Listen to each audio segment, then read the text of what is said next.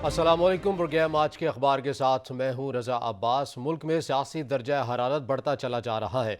इत्तेहादियों से मुलाकातें अपोजिशन भी कर रही है और हुकूमत भी करती हुई नज़र आ रही है। वज़ीर-ए-आज़म जिनके बारे में कहा जाता था कि असूल की बड़ी पासदारी करते हैं और बिल्कुल दो टोक मौक़िफ़ के अपने ऊपर कायम रहते हैं, मगर हमने कल देखा कि GDA से मिलने खुद पार्लियामेंट लॉजिस में गए हैं, वहाँ पर उन्होंने मुलाकात भी की है। और GDA शायद अब तक की वो वाहिद इत्तेहादी जमात है जिसने बड़ा कैटेगोरिकली ये स्टेटमेंट दे दी है कि हम हुकूमत के साथ खड़े हैं। जबकि काफ लीग की बात की जाए, MQM की बात की जाए, तो कहीं ना कहीं अभी भी अभाम बाकी है, कन्फ्यूजन बरकरार है, वाज़ेह तौर पर ऐलानात नहीं कर रहे हैं। बलूचिस्तान अवामी पार्टी की अगर हम बात करें तो वो भी इसी तरह की स्टेटमेंट देते हुए नज़र आ रहे हैं कि फ़ैसला हमने करना है। जाम कमाल साहब ये कहते हैं कि खालिद मगजी साहब के साथ उनके हाथ में तमाम तर मामलात हैं, वो जो चाहेंगे, जो वो फ़ैसला करेंगे, हम उसी के मुताबिक चलेंगे, हमारी पार्टी भी उसी के मुताबिक चलेगी। अपोजिशन ने यह भी ऐलान कर दिया है, पाकिस्तान डेमोक्रेटिक मूवमेंट ने, मौलाना फजल रहमान ने कल मीडिया से गुफ्तगू करते हुए कहा है कि 23 मार्च को हम उसी तरह जो मनसूबाबंदी थी हमारी पहले से ही 23 मार्च को लॉन्ग मार्च का ऐलान भी उन्होंने कर दिया है। और इसके साथ साथ हुकूमत ने भी 27 मार्च को ये ऐलान कर दिया है कि डी चौक में एक अवामी जलसा होगा, तारीख़ी जलसा होगा, जिसमें 10 लाख लोग जमा होंगे। वज़ीर-ए-आज़म जिनसे खिताब करेंगे और फिर 28 मार्च को तहरीक अदम एतमाद के लिए वोटिंग होगी। फवाद चौधरी साहब ये कहते हैं कि उन्हीं 10 लाख लोगों में से गुजर कर अरकान असम्बली जाएंगे, तहरीक अदम एतमाद के लिए वोट भी करेंगे, फिर वहाँ से वापस भी आएंगे और उन्हीं 10 लाख लोगों में से गुजर कर अपने घर भी जाएंगे। यानी कि तसादुम ही एक तरह का लग रहा है कि यकीनी तौर पर अगर तहरीक अदम एतमाद के मामले पर जो ये वज़ीर-ए-आज़म के ख़िलाफ़ जाएगा या पाकिस्तान तहरीक इंसाफ के ख़िलाफ़ जाएगा, वो इंडिया ये दे रहे हैं कि ऐसी सूरत हाल के अंदर आप खुद ही अंदाज़ा लगा लें कि 10 लाख लोगों में से जब आप गुजर कर जाएंगे तो फिर सूरत हाल क्या बनेगी। मुल्क की सियासी सूरत हाल ईवान की बजाय सड़कों पर होती हुई नज़र आ रही है। इसमें नुकसान किसका होगा? यकीनी तौर पर इसमें जो नुकसान है वो कौम का होगा, इंतशार फैलेगा और जो अनारकी वाली जो सूरत हाल हो जाएगी वो किसी सूरत पाकिस्तान इन तमाम चीज़ों का मुतहम्मिल नहीं हो सकता। हम इन तमाम ही अमूर के ऊपर बात करेंगे। मुल्क में जो सियासी मंजरनामा है, इत्तेहादियों की क्या पोजीशन है, हुकूमत कहाँ अब तक स्टैंड कर रही है, और जो पाकिस्तान मुस्लिम लीग नून है जो मुलाकातें हो रही हैं, जहांगीर तरीन, हमजा शहबाज की मुलाकातें हो रही हैं, MQM की पाकिस्तान पीपल्स पार्टी के साथ मुलाकातें हो रही हैं, इन मुलाकातों का नतीजा क्या निकल रहा है, कब तक वाज़ेह स्टेटमेंट आ जाएगी, जो दीगर जो इत्तेहादी जमातें हैं हुकूमत की वो क्या पोजीशन लेंगे, इन तमाम अमूर के ऊपर बात करेंगे। मैं स्टूडियो में ज्वाइन किया है सीनियर सहाफ़ी तजज़ियाकार शाहिद अहमद शाहिद साहब। शाहिद साहब, सबसे पहले आपके वक्त का बहुत शुक्रिया। सर, आगाज़ करते हैं, जिस तरह से बातें हो रही हैं, 28 मार्च को तहरीक अदम एतमाद के ऊपर वोटिंग होनी है, 27 मार्च को पाकिस्तान तहरीक इंसाफ भी कहती हुई नज़र आती है कि तारीख़ी जलसा होगा, 10 लाख लोग होंगे। अनारकी की तरफ जा रही है सूरत हाल तमाम तर सियासी? जी, बिलाशुबा जो हालात हैं वो तसादम की तरफ जाते दिखाई दे रहे हैं, मगर आम तौर पे जो हुकूमतें होती हैं वो अवॉइड करती हैं, वो अमन कायम करने की कोशिश करती हैं, चूँकि ज़िम्मेदारी बहरहाल हुकूमतों की होती है। इस वक्त जो सूरत हाल पैदा कर दी गई है, एक तरफ हुकूमत खड़ी होगी, हुकूमत के जो कारकुन हैं वो खड़े होंगे, PTI के जो लोग हैं वो इस्लामाबाद में जमा होंगे, दूसरी जानिब जिस तरह अपोजिशन ने ऐलान कर दिया है उनके लोग, और फिर डंडे का जवाब डंडे से देंगे, पत्थर का जवाब पत्थर से देंगे। यकीनन सियासत में तलखी जो है वो बहुत बढ़ गई है, मगर जो आखिरी बात है वो पहले करता चलूँ कि क्या इन हालात में हमारे इदारे जो हमेशा मुल्क की खातिर काम करते हैं, जो हमेशा कौम की खातिर काम करते हैं, क्या वो खामोश रहेंगे? हमें एक मरतबा फिर उन्हीं पे एतमाद करना है और इंशाअल्लाह ऐसे नहीं होगा। पूरी कौम फ़िक्रमंद है, मगर हम इंशाअल्लाह तसादुम की तरफ नहीं जाएंगे। हम तसादुम से बच के मुश्किल सूरत हाल से अक्सर राहें तलाश कर लेते हैं, हम बेहतरी की जानिब गामज़न होते हैं और हम इंशाअल्लाह अब के बारी पर उम्मीद है कि हम इंशाअल्लाह इस क्राइसिस से भी गुजर जाएंगे। बेहतरी की जब आप बात कर रहे हैं तो फिर यकीनी तौर पर कहीं ना कहीं बात होगी, गुफ्तगू होगी, मुज़ाकरात होंगे, तो उस सूरत हाल के ऊपर फिर उन मुज़ाकरात में क्या तय किया जाएगा? जैसे फवाद चौधरी साहब ये कह चुके हैं कि अपोजिशन तहरीक अदम एतमाद को वापस ले ले, देख लेते हैं कि हम उनको क्या दे सकते हैं, तो क्या इस मामले के ऊपर कोई मामला हल होता है? मेरा ख्याल है इस बात का वक्त अब गुजर चुका है। अच्छा, अब अपोजिशन किसी तौर भी मुज़ाकरात के लिए आमादा नहीं होगी। अब बहुत बातें आगे निकल चुकी हैं, अब ना कहीं बैठने की गुंजाइश है। आप देखिए ना, जिस तरह फवाद चौधरी साहब ने ये कहा तो अपोजिशन भी ये कह रही है कि मुस्ताफ़ी हो जाएं, हम तहरीक अदम एतमाद वापस ले लेते हैं। अच्छा, तो अब उससे पहले मेरा नहीं ख्याल कि किसी सूरत कोई बात हो। से इत्तेहादी क्यों अभी तक वाज़ेह पोजीशन लेते हुए नज़र नहीं आ रहे हैं? अगर अब मैं बात करूं पंजाब की, तो पंजाब में ज़्यादा मसला माइनस उस्मान बुज़दार है इत्तेहादियों का, या फिर वो भी वाकई नहीं चाहते हैं कि माइनस इमरान खान भी होना चाहिए? बाज़-औक़ात बड़े जो आम से लोग होते हैं वो बड़ी ख़ास बात कर जाते हैं। मेरी कल टेलीफोन पे गुजरात के एक शख्स से बात हो रही थी। अच्छा। उसका कहना था कि देखें, ہمیشہ جو چودھری برادران ہیں وہ ٹیلی فون کال کا انتظار کرتے تھے، انہیں آسان ہو جاتا تھا فیصلہ کیا کرنا ہے، ہم نے کس جانب بیٹھنا ہے۔ اب ٹیلی فون آ نہیں رہا، اب انہیں خود فیصلہ کرنا پڑ رہا ہے، لہٰذا انہیں مشکل پیش آ رہی ہے۔ تو صورتحال یہ ہے کہ وہ، میرا خیال ہے کہ وہ فیصلہ کر چکے ہیں اس وقت۔ لیکن طارق بشیر چیمہ صاحب کہتے ہیں کہ پہلے بھی ہمیں کوئی کالز نہیں آتی رہی ہیں، بی اے پی بھی ایسی باتیں کرتی ہے، ہم تو اپنے فیصلے خود کرتے ہیں۔ ہم ان کی بات مان لیتے ہیں کہ کالز نہیں آتی، اس کے علاوہ کوئی چارہ بھی نہیں ہے نا، ظاہر ہے، کیونکہ وہی اپنی پارٹی کے ترجمان بھی ہیں۔ جی ہاں، مگر یہ ہے کہ شاید بہت ساری مشاورت کے بعد وہ کسی نتیجے پہ پہنچ چکے ہیں کہ ہمیں کس طرف جانا ہے، اور ان کا جھکاؤ اپوزیشن کی طرف ہے۔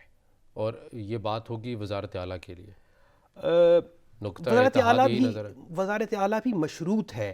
اگر آپ بہت ساری جو گفتگو ہو رہی ہے اس وقت، ملاقاتیں ہو رہی ہیں، ایک تو کھچڑی بنی ہوئی ہے، سمجھ کچھ نہیں آ رہی، دو لوگ وہاں گئے ہیں، چار ادھر آئے ہیں، چار کی ملاقات اس طرف ہوئی ہے، جھکاؤ فلان طرف ہے، ساری باتیں اکٹھی ہو گئی ہیں۔ مشروط اس طرح سے ہے کہ کہا گیا ہے میری معلومات کے مطابق کہ اگر باپ اور ایم کیو ایم کو آپ ساتھ لے کے آتے ہیں تو پھر پیشکش ہے وزارت اعلیٰ کی۔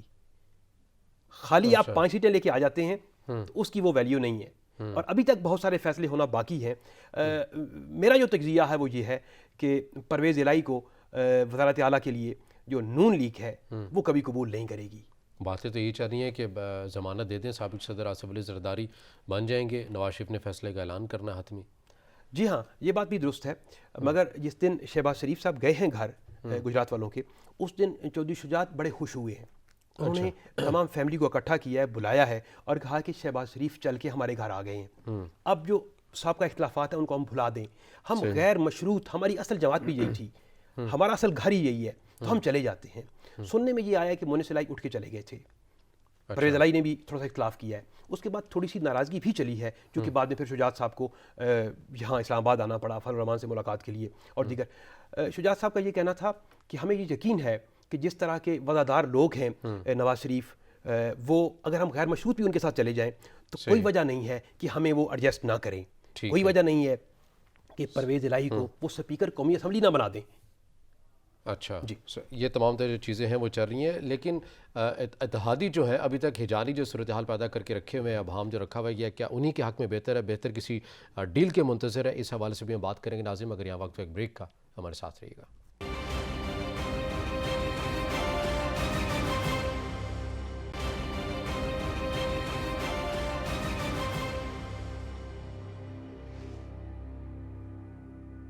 بریک کے بعد ناظرین پروگرام میں آپ کو خوش آمدید کہیں گے، اور ہم بات کر رہے تھے کہ ملک میں جو حالیہ سیاسی صورتحال ہے، تحریک عدم اعتماد کے حوالے سے جب سے باتیں شروع ہوئی ہیں، اپوزیشن، اتحادی اور حکومت بڑی کاوشیں اور بڑے متحرک بھی نظر آ رہے ہیں۔ اتحادیوں سے ملاقاتیں جاری و ساری ہیں، لیکن نون لیگ نے بھی ملاقات کی، حمزہ شہباز سے ملاقات کی ہے جہانگیر ترین گروپ سے، اور وہاں پر ٹیلی فونک بات بھی ہوئی ہے جہانگیر ترین سے، حمزہ شہباز کی بھی، وہاں پہ کوئی گلے شکوے کسی حد تک یہ بھی خبریں چلتی رہی ہیں، لیکن پلڑا یا رجحان اب یہ کہہ لیں کہ یہ ہوتا ہوا نظر آ رہا ہے کہ نون لیگ کی طرف ترین گروپ کا ہوتا ہوا نظر آ رہا ہے۔ یہ کتنی مشکلات پھر پیدا کر دے گا پاکستان تحریک انصاف کے لیے، اس کے اوپر بات کریں گے۔ شاہد صاحب، کل ملاقات ایک ہوئی ہے ترین گروپ کے ساتھ حمزہ شہباز کی، ان کے گھر وہ گئے ہیں، ٹیلی فونک گفتگو بھی ہوئی ہے جہانگیر ترین کی حمزہ شہباز سے، کیسے دیکھتے ہیں آپ اس ملاقات کو؟ اور پھر ایک خبر یہ بھی ہے کہ علیم خان نے علیحدگی جو ہے وہ اختیار کر لیا ترین گروپ سے، تو پھر یہ کیا صورتحال ہوئی؟ اپنے اپنے انٹرسٹ ہیں، مفادات ہیں، بہتر ڈیل کے منتظر ہیں، یا دوڑ لگی ہوئی ہے کہ مجھے وزیر اعلیٰ پنجاب بنایا جائے؟ جو کل حمزہ کی ملاقات ہوئی ہے اس میں وہ اراکین بھی شامل تھے جن کا تعلق مسلم لیگ نون سے رہا ہے، انہوں نے شکوے کیے ہیں حمزہ سے، جو ابھی ترین گروپ میں، جی ہاں، جو ابھی ترین گروپ میں ہیں، ٹھیک ہے، اور انہوں نے جب یہ کہا کہ ہمارے یہ گلے شکوے ہیں، تو حمزہ نے ان کو بڑی خندہ پیشانی سے ان سے بات کی، اور یہ بھی کہا کہ میں جو آپ کی گزارشات ہیں وہ پہنچاتا ہوں اپنی اعلیٰ قیادت تک، اور اس کا ہم کوئی حل بھی نکالتے ہیں۔ اصل میں یہ ہے کہ جب حالات بدلنا شروع ہوتے ہیں نا، تو یہ جو سیاستدان بڑے ذہین لوگ ہوتے ہیں، بڑے سمجھدار لوگ ہوتے ہیں، وہ اپنی مستقبل کی راہیں تراشنے کے لیے متحرک ہو جاتے ہیں۔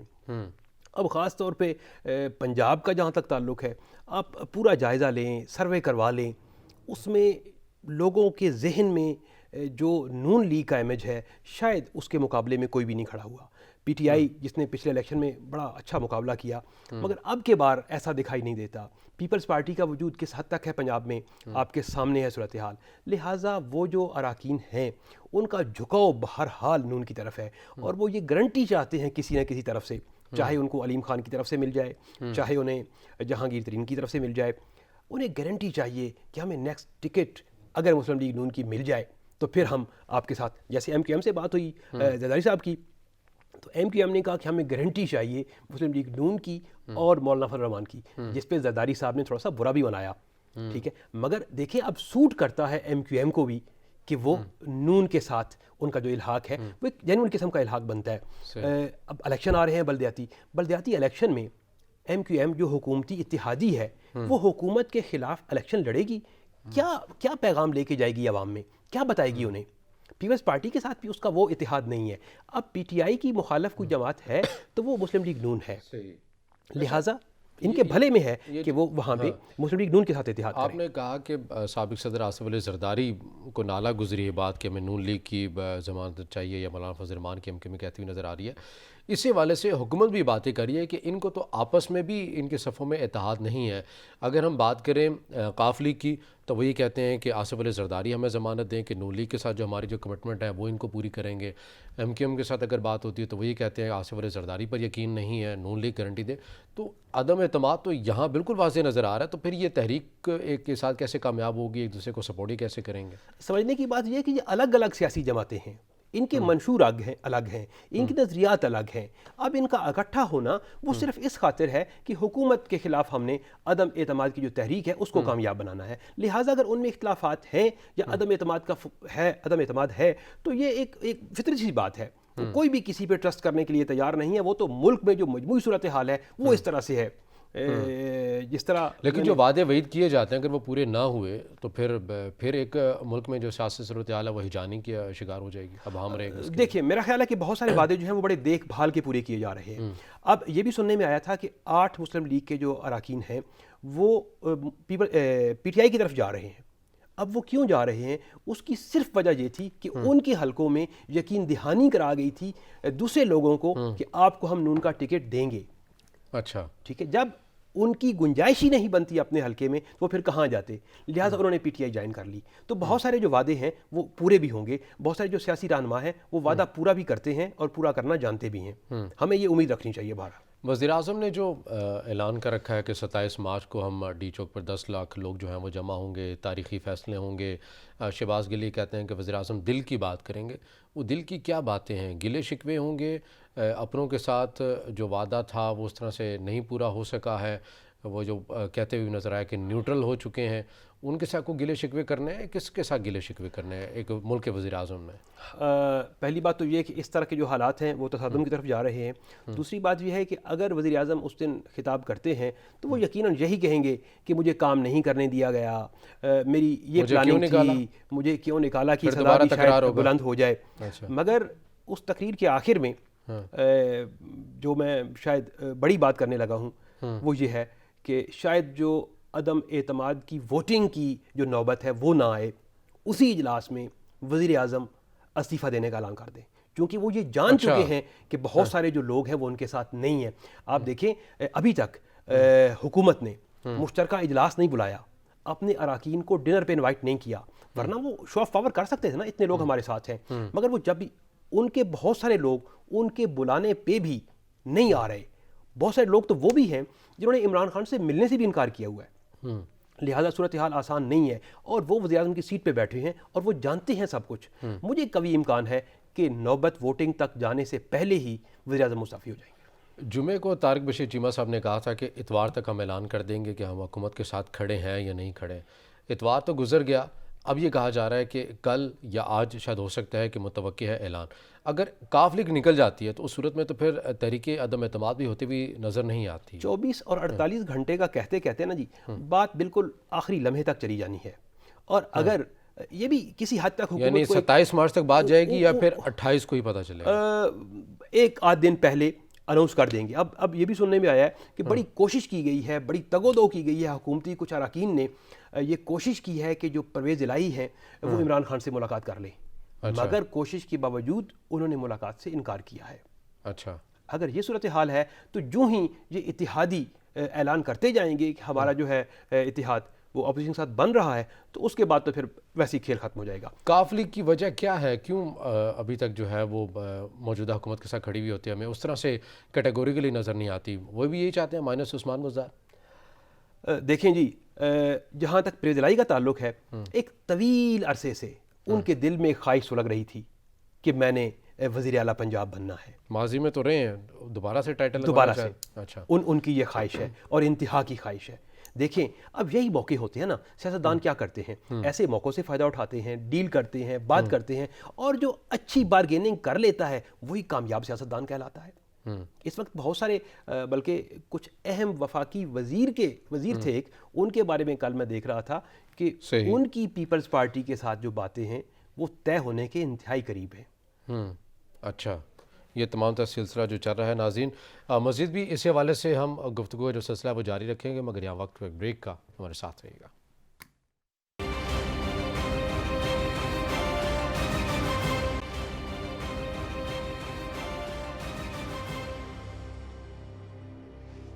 بریک کے بعد ناظرین پروگرام میں آپ کو خوش آمدید کہیں گے اور ہم بات کریں گے جس طرح سے پی ڈی ایم مولانا فضل الرحمان نے کل بھی اعلان کیا کہ 23 مارچ والے دن لانگ مارچ ہوگا، اور تب تک جو اراکین ہیں، ان کے جو کارکنان ہیں وہ رکیں گے جب تک تحریک عدم اعتماد ہو نہیں جاتی ہے۔ تو ہم نے جس طرح پروگرام کے آغاز میں کہا کہ وزیر اعظم نے ایک جانب 27 مارچ کو ڈی چوک میں جلسے کا اعلان کر رکھا ہے، دوسری طرف پی ڈی ایم کی جانب سے بھی اعلان سامنے آ گیا ہے کہ 23 مارچ کو جو ہے وہ لانگ مارچ ہوگا، اور کارکنان جو ہیں وہ تب تک رکیں گے جب تک تحریک عدم اعتماد ہو نہیں جاتی ہے۔ شاہد صاحب، اس صورتحال میں آپ سمجھتے ہیں کہ کم از کم کسی ایک فریق کو اس سمجھداری کا مظاہرہ کر لینا چاہیے؟ اول تو حکومتوں کا کام نہیں ہوتا جلسے کرنا، اپوزیشن کو ہی زیب دیتا ہے، لیکن کم از کم پاکستان ڈیموکریٹک موومنٹ کو دیکھنا چاہتا ہے کہ 23 مارچ ایک نیشنل ڈے ہے، آپ اس دن لانگ مارچ کا اعلان کر رہے ہیں، او آئی سی کے وزیر خارجہ اوتی تران آ رہے ہیں، تو ایسے دن میں لانگ مارچ مناسب نہیں ہے۔ بجا فرمایا آپ نے، مگر جو سابقہ روایات ہیں وہ اس کے برعکس ہیں بالکل۔ چائنی وزیر اعظم نے آنا تھا جن دنوں 126 روز کا دھرنا چل رہا تھا۔ گزارش یہ ہے کہ سمجھداری کا مظاہرہ نہ صرف اپوزیشن کو کرنا چاہیے، حکومت کو بھی کرنا چاہیے، نہ صرف حکومت کو کرنا چاہیے، اپوزیشن کو بھی کرنا چاہیے۔ پہلی بات تو یہ ہے کہ ایک حکومت 5 سال کے لیے منتخب ہوتی ہے، اسے اپنی مدت پوری کرنے دینی چاہیے تھی، یہ پہلی بات ہے۔ پھر اگر اپوزیشن نے ایک قانونی طریقے سے تحریک عدم اعتماد پیش کر دی ہے تو پھر اسپیکر کو چاہیے تھا وہ اجلاس بلاتا، پرامن طریقے سے ووٹنگ ہوتی، جس طرح جمہوری ممالک میں ہوتا ہے، جو بھی فیصلہ ہوتا عوام کے سامنے آ جاتا اور جو سربراہان تھے وہ اس کو قبول کرتے۔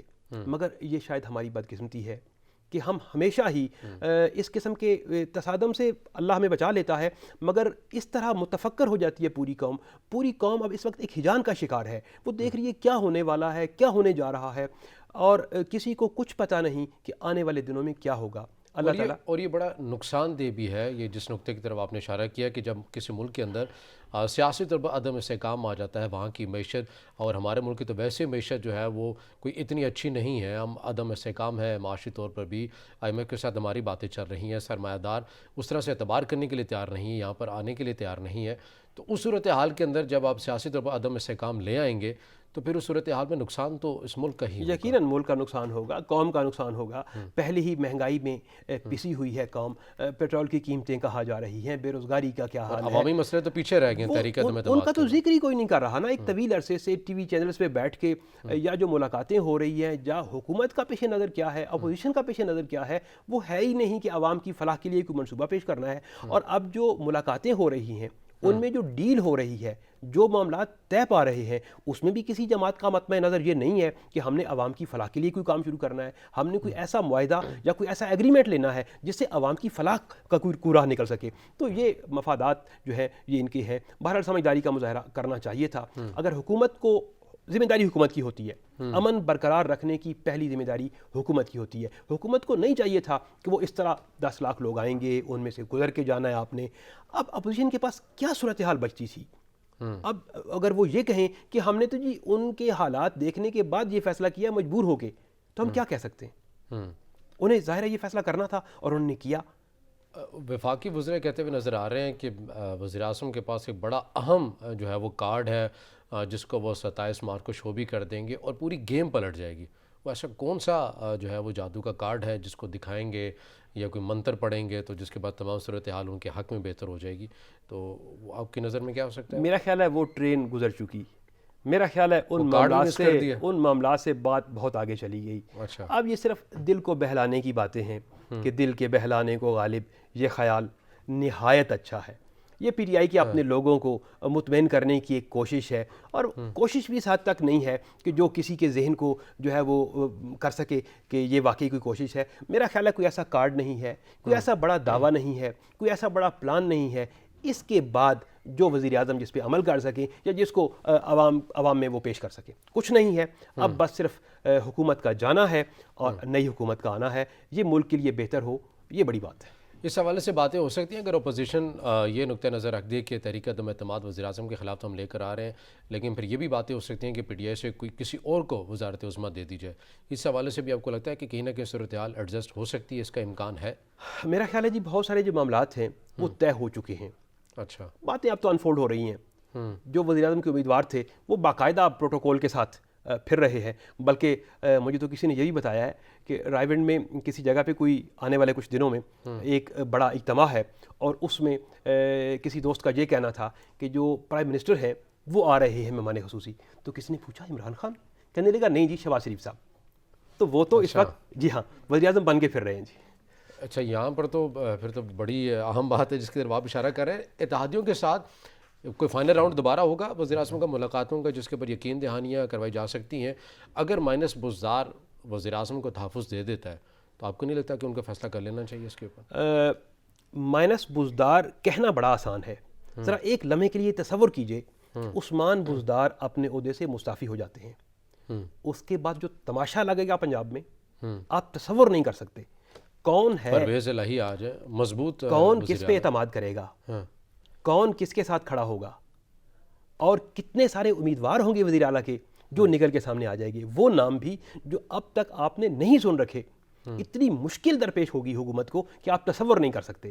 لہٰذا عثمان بزدار کا مستعفی ہونا حکومت کی پریشانیوں کو مزید بڑھائے گا، اس کا حل نہیں ہے۔ ترین گروپ واپس کہیں اپنا رجحان دکھا سکتا ہے حکومت کی طرف، کیونکہ خاکوانی صاحب نے یہ کہا کہ ترین اور عمران خان صاحب جو ہے دوست رہے ہیں، ملاقات ہونی چاہیے، ان میں رابطہ بھی ہونا چاہیے۔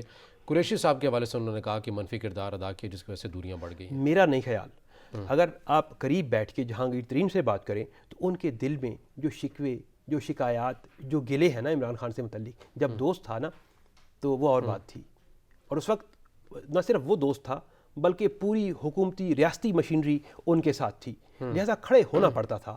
مگر اب میرا نہیں خیال کہ کوئی ایسی صورت بن رہی ہے کہ جہانگیر ترین واپس جا رہے ہیں۔